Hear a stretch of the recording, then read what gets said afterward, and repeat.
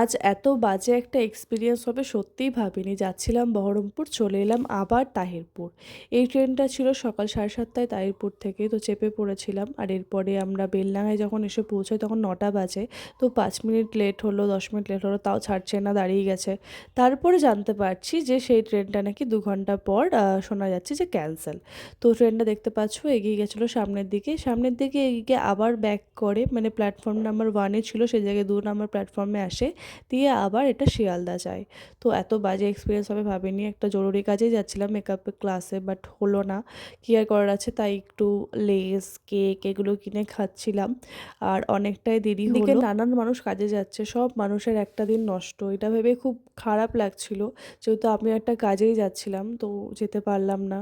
রাস্তা অবরোধ করা হয়েছে, চারিদিকের রাস্তা বন্ধ বহরমপুর যাওয়ার। 7:30 ট্রেনে উঠেছিলাম আর 2:30টার সময় নামলাম। শিয়ালদা থেকে আসা ট্রেন শিয়ালদাতে এবার চলে গেল।